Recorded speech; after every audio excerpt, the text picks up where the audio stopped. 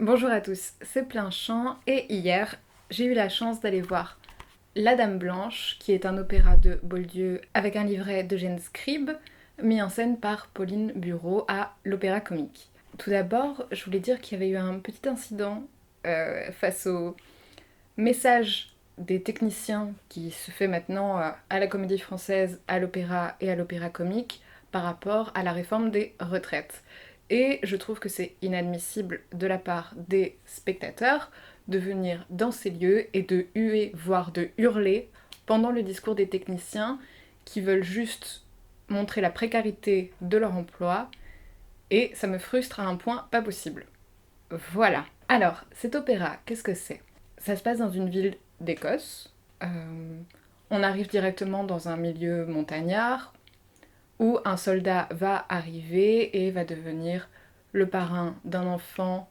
Il y a toute une histoire avec un manoir qui serait hanté par la présence d'une dame blanche qui veut simplement aider la famille régnant sur l'espèce de domaine qui est la famille Davenel. Tout l'enjeu de l'opéra, c'est de savoir est-ce qu'il y a réellement une dame blanche ou pas. S'ensuit des histoires d'amour assez classiques, avec des scènes de reconnaissance qu'on peut voir par exemple dans Electre.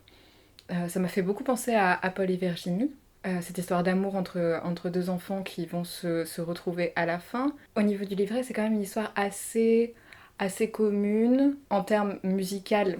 Il y a des passages que j'ai vraiment beaucoup appréciés, notamment l'air du soldat chanté par Philippe Talbot. Philippe Talbot qui a été vraiment mon coup de cœur ce soir-là. Oui, j'ai oublié de dire, c'est un opéra en français. C'est mon premier opéra en français. Donc on a à la fois des moments lyriques et des moments joués. Ce qui est assez intéressant, c'est que normalement, on dit que dans l'opéra, les chanteurs ne savent pas très bien jouer, et là c'est absolument pas le cas. Ils sont très très bien dirigés en termes de jeu.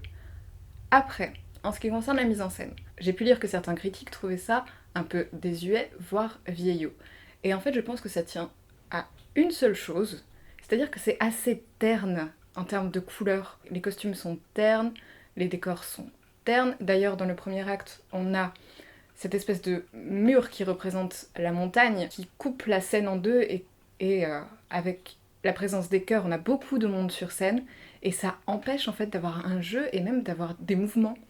Et du coup, c'est quelque chose d'assez, comment dire, d'assez droit, qui permet pas vraiment au début de s'attacher, de voir les enjeux. Le deuxième et le troisième acte, pour moi, sont vraiment plus impressionnants que le premier acte, qui est vraiment en demi-teinte, je dirais, que ce soit simplement par les airs, sauf l'air du soldat que j'aime beaucoup parce qu'il y a des corps et de la trompette, et que moi j'adore les parties militaires. Généralement ça me plaît beaucoup, ça me touche beaucoup. Et ce qui est dommage aussi, c'est l'usage de la vidéo. C'est juste de la projection vidéo pour montrer les apparitions de la Dame Blanche, et elle bouge au rythme de la musique. Le problème, c'est que c'est pas encore totalement au point, et donc on a peut-être un demi-temps de décalage, et c'est vraiment dommage. Et cette espèce de pâleur dans la vidéo, pareil, je trouve que ça fait un peu kitsch.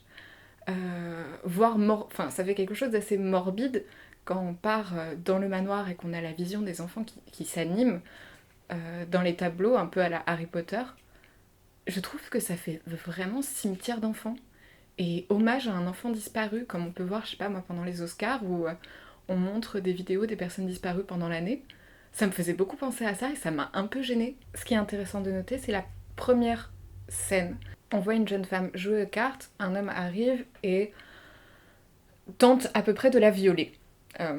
J'ai perçu ça comme ça s'ouvre par une possible scène de viol qui va être arrêtée par la présence vidéo de la Dame Blanche. Quand on entend parler des pouvoirs de la Dame Blanche, c'est surtout une femme qui va prévenir d'autres femmes que leurs maris sont volages. Pauline Bureau aime beaucoup parler de sujets de société, aime beaucoup parler de féminisme, que ce soit avec Féminine ou Hors la loi, qui sont deux pièces de théâtre cette fois-ci. Et je trouvais ça intéressant, ça ouvrait sur quelque chose d'un peu plus ambitieux, audacieux, et c'était une très belle première image. Après, il y a quelques passages vraiment de mise en scène qui sont chouettes. Je pense par exemple au papier qui s'autodétruit, qui prend feu d'un coup, enfin ça c'était vraiment génial. Où tous ces petits détails qui mettent un peu de surnaturel, il n'y en a pas assez et c'est vraiment dommage parce que en fait on se rend très vite compte que la Dame Blanche n'existe pas, que c'est simplement une ruse et c'est vraiment vraiment vraiment dommage de casser le surnaturel aussi vite. Le dernier acte en termes de scénographie je le trouve vraiment plutôt réussi.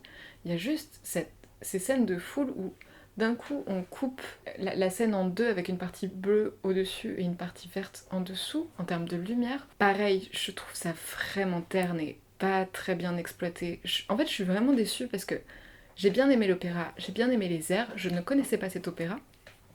Et surtout un opéra en français, j'étais contente. Et en fait, il y a quelques détails comme ça de lumière. En fait, je me rendais pas compte à quel point la lumière, ça me touchait.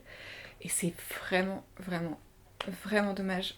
Si tout avait été un peu plus éclairé, si les costumes avaient été un peu moins ternes, ça aurait pu rendre vraiment quelque chose de sublime. J'ai quand même passé un bon moment, je tiens à le dire. Tous les chanteurs sont exceptionnels. Je suis pas très convaincue par Marguerite, qui est interprétée par Aude Extremo, parce qu'on la présente comme une femme âgée, et ça se voit qu'elle est jeune, et même dans sa voix, quand elle essaie de prendre une voix assez ancienne, ça passe très bien évidemment dans le chant, mais dans les parties jouées, c'est pareil, ça me sortait et j'aurais trouvé ça tellement plus audacieux, tellement plus ambitieux de mettre une femme vraiment plus âgée, surtout quand on est dans une période où on se dit oui, c'est plus difficile pour certaines femmes à un certain âge de trouver des rôles, que ce soit au théâtre, au cinéma, à l'opéra.